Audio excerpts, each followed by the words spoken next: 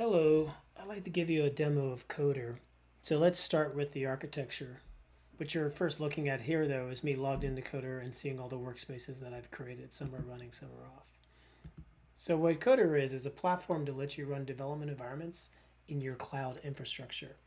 So you would either install as a standalone binary, as a systemd service, or what we recommend, you would install the Coder control plane as a Kubernetes pod, which is the center portion here of the diagram. It does three main functions. First, it interfaces with the client. The client would be the end user, that would be the software developer, that would be the scientist. And they have two ways to access their dev environments, which we call workspaces. One is in a browser, so using a browser-based IDE. And then the second way is using a locally installed IDE and basically connecting using the Coder CLI and SSH back to the workspace. The second function of the Coder control plane is to interface with the workspaces themselves.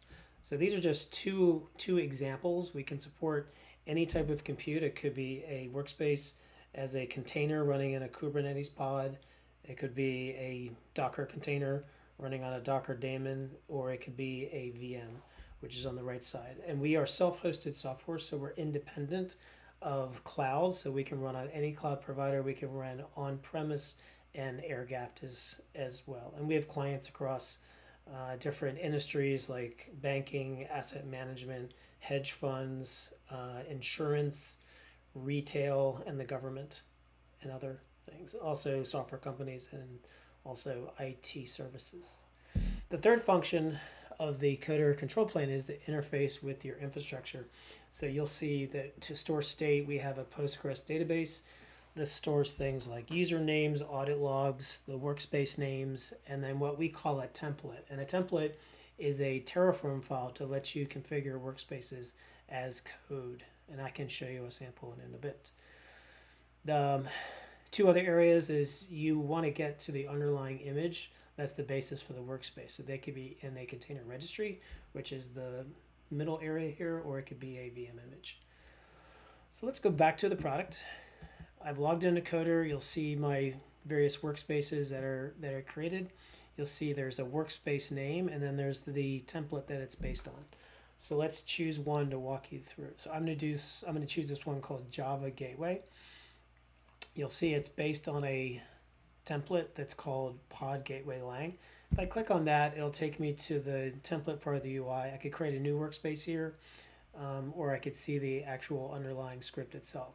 But maybe to start, when you create a workspace, it reads that Terraform file, and if there's any input variables for the user to choose, they would surface here in the UI.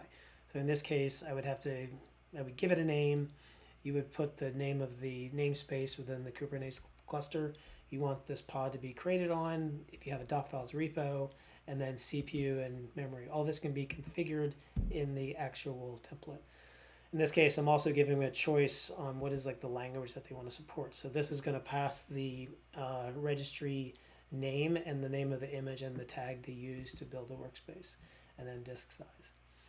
If I go back, if I cancel out of here and click on the active version, I can see the actual underlying Terraform itself. And so you would add the various providers you need to interface with the infrastructure, and then you'll see some of the same inputs I showed in the UI, like what is their .files repo, CPU, and memory and disk. Templates would never be created or used by the software developers. They would be created by the team leaders or by the DevOps team, and then you use the Coder CLI or the UI to add those into Coder itself.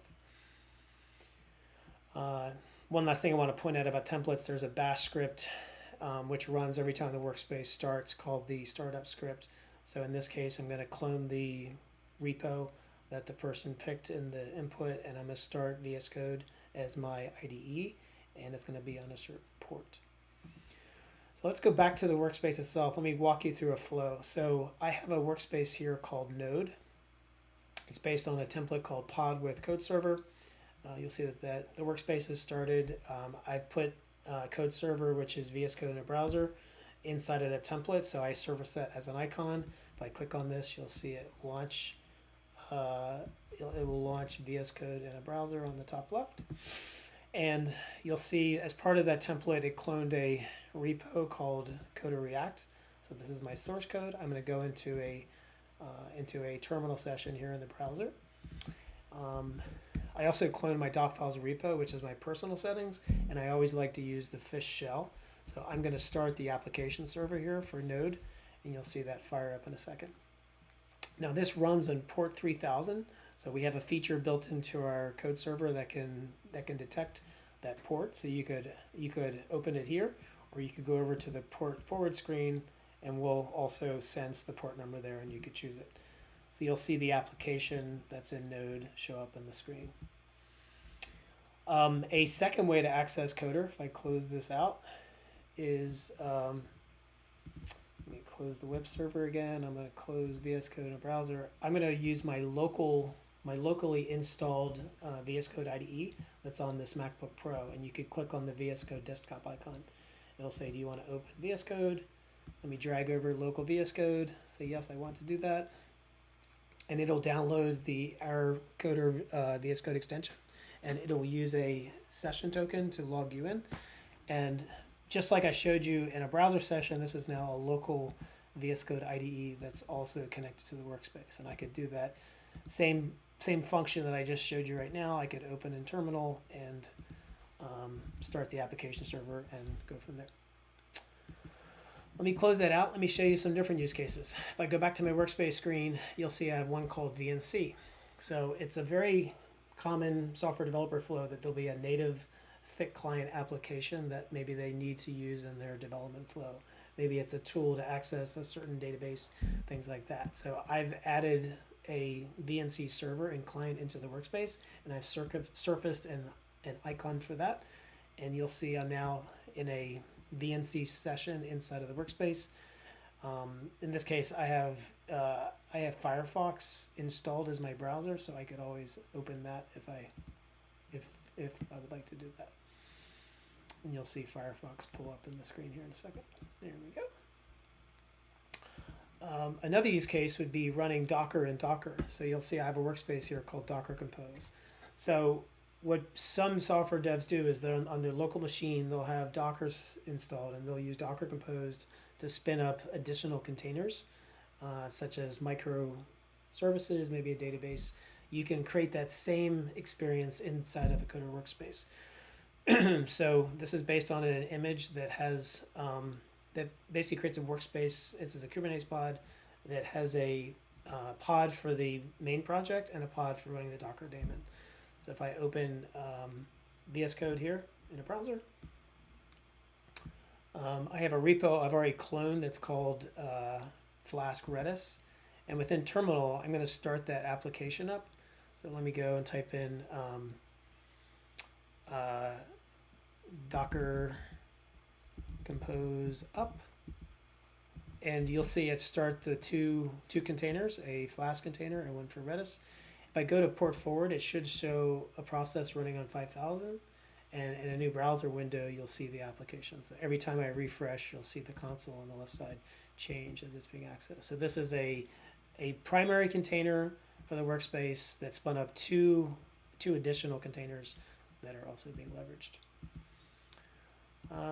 Going back to the screen, I want to go back to the Java use case. So I have a workspace here called Java Gateway. So Gateway is a product built by JetBrains. JetBrains makes IntelliJ, which is the most common IDE for doing Java development. There is a way to access IntelliJ in a browser. Feedback from JetBrains over this past year is to use Gateway instead. So Gateway is a thick client application. So we actually wrote a plugin to it, so that you'll see me drag it over here on the left side. So you'll see this is a native local client, and once you use your API key and log into your Coder instance, you'll see your various workspaces.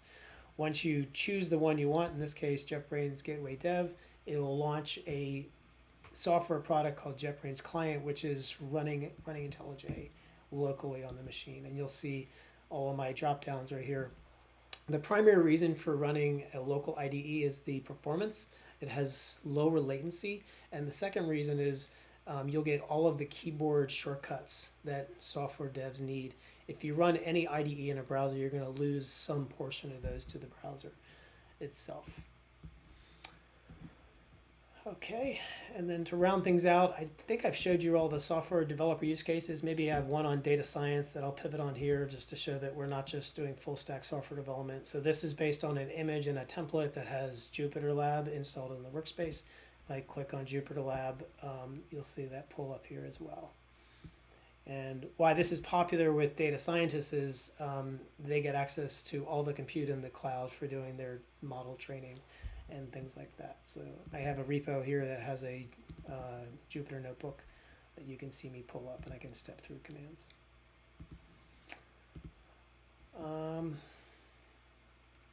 One final feature I want to show, I have this Rails application written in Ruby. I showed you that feature called port forwarding.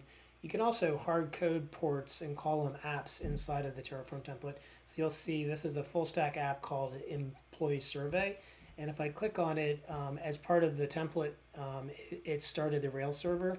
So the application was already there, was already kind of running, and I'm able to go right into the application itself. It'd be helpful to pivot to some other features of the product. So if you're a large enterprise, you want to segment users into groups.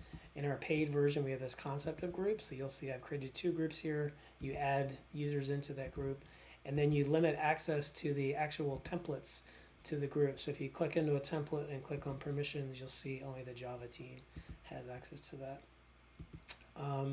Under the user screen, we have various roles. You can have the owner role, which is God mode. They can do everything. They can actually connect to a user's workspace, change things.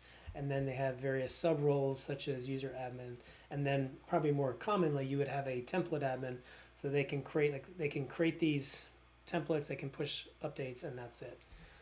I also want to point out that we support OpenID Connect. So if you use pretty much any single sign-on system, you can have users log into Coder via that.